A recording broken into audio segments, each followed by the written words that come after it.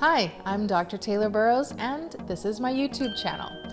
So I really appreciate having this opportunity, using my channel to share my opinion with you.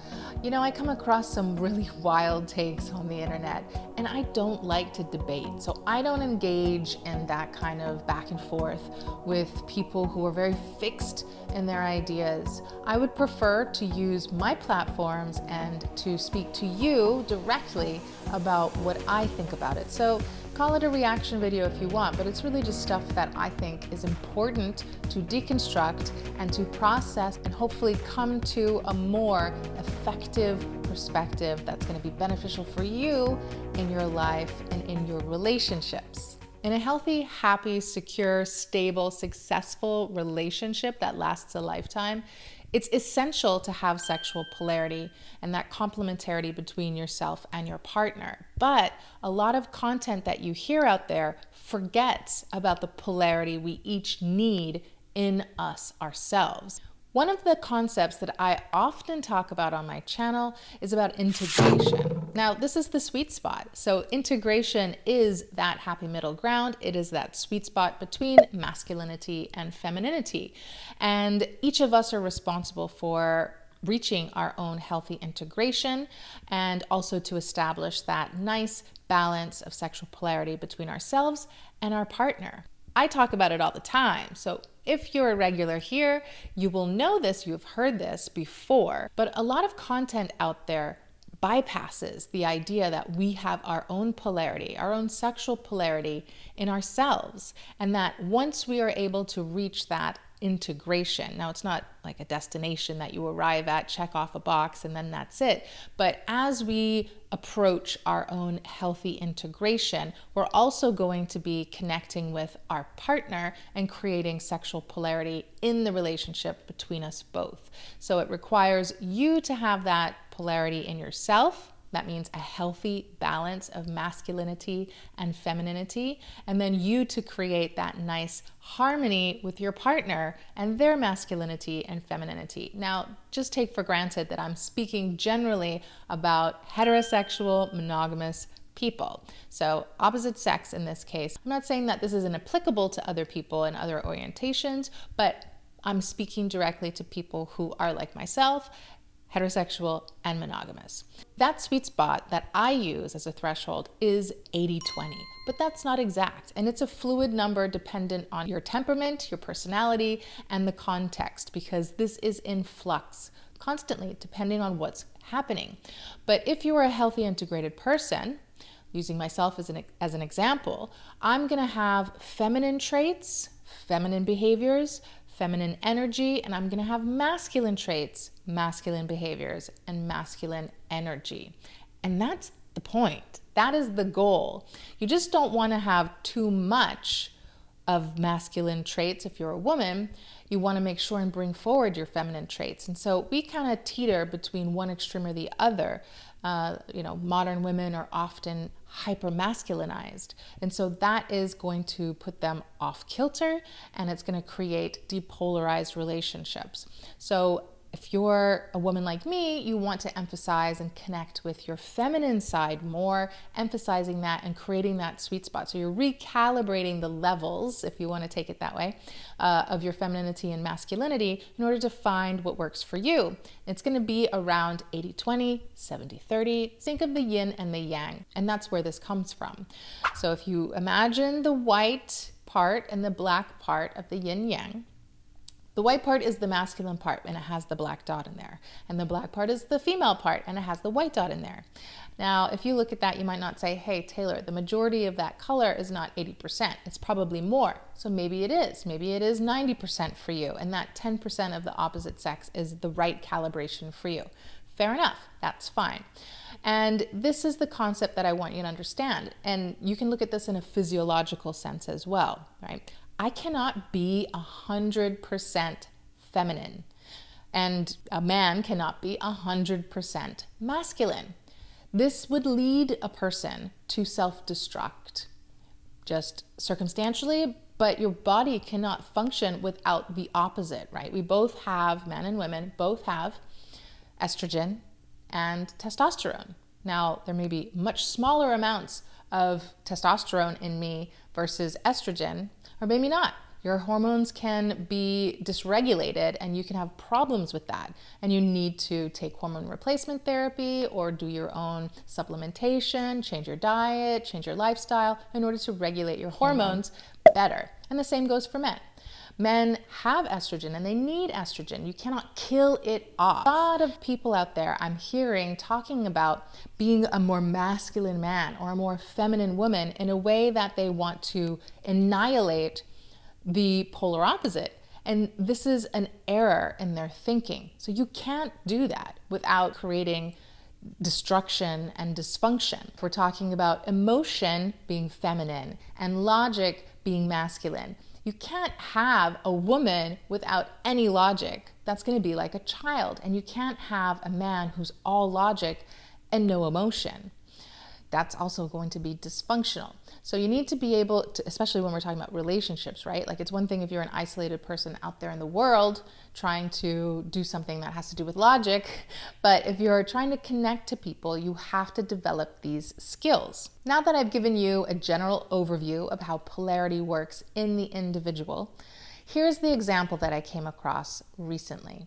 Someone said, men should not nurture their young children. That is a woman's job. A woman who wants her husband or the father to change diapers in particular, is what was said, is emasculating him. So let's think about that for a moment. Is there truth to this? Is this a valid idea? I don't know. What do you think? Put your comments below. But here's the thing. The truth of this statement is that women function best when we have a group of female family members, close friends nearby us, when we have young children. When we first give birth, we have midwives and we have, mothers and sisters and cousins and friends come over and help us adjust to new motherhood. They help us cook and they help us clean and they help us bathe the babies, change the babies, feed the babies, help us be comfortable. That is a really nice ideal to have. A lot of people don't have this, but it is ideal. And we should strive for creating those relationships with other females in our lives so that we can have that support and that network of help emotionally and physically for the labor that's involved. But the reality is a lot of people don't, and a lot of people are relying on their partners in order to raise a child and manage that time period when it's just you and the baby learning each other. And there should be no shame involved in a man taking part in that.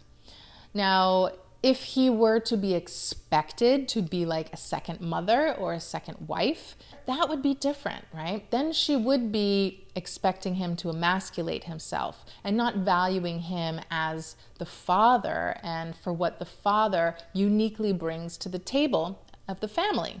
If she is ungrateful for his support and demanding and bossy and entitled and expects to be let off of her duty as a mother, and is resentful for everything that involves, that's a problem. But if the father is merely filling in and supporting the process of nurturing the baby as needed, and the woman is taking on the primary nurturing role of the baby, that is more appropriate. That is the dynamic that you should be striving for. It's not going to be 50-50. It should be the majority from the mother and the minority support from the father. He can change diapers, he can, bathe the baby, he can feed the baby, he can watch the baby, whatever is involved in dealing with babies. It's okay for the father to be a part of that. Now, that's also going to bring a lot of emotional intimacy and connection and bonding between him and the child. A healthy father is going to be grateful for those opportunities.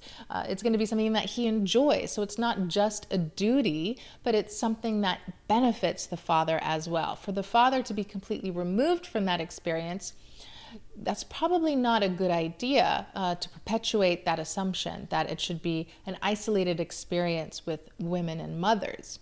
So keep that in mind first. Now, the second part is, I believe generally that a woman's role is primarily involved in the younger children's development and caretaking, whereas as the child grows up, it's going to shift. And when you enter puberty and teenage years, the role of the father is going to take a much more primary role in regards to leading and directing and guidance and all of that. The woman becomes more of a supportive role. And so it shifts, it actually switches, and that's totally natural as well. If you think about it from a polarity perspective, right, the woman provides the comfort. And so that's really important in the beginning of a child's life, to create that attachment, that comfort, that reassurance, that validation, and just that closeness, that warmth. Those are not skills that are predominantly masculine. That doesn't mean men can't have those skills and that they shouldn't be a part of that, but that it's not the primary purpose of masculinity to provide that. Now, granted, masculinity provides a lot of comfort, but in a different way. It's like that security, that provision, that protection. It's a little bit different than the softness and tenderness of a woman's bosom to her child. So thinking about it that way, as the child matures, it's less about smothering and more about directing, more about teaching, more about instructing and guiding. And again, not that the woman, the mother, shouldn't do those things as well and can't be strong in that area, but it's not predominantly her role. So she might be, very intelligent. She might be a doctor, a lawyer, an engineer. Goodness gracious, she could be a novelist. Lots of things that women succeed in. But in her role as mother, it might take a backseat to the father being the one that not necessarily is the disciplinarian only, but she's going to play that supportive role. So there's still going to be a team and they're still going to be involved and they're both going to support the process. But the husband, the father, might take more of a lead as the child gets older and develops and matures.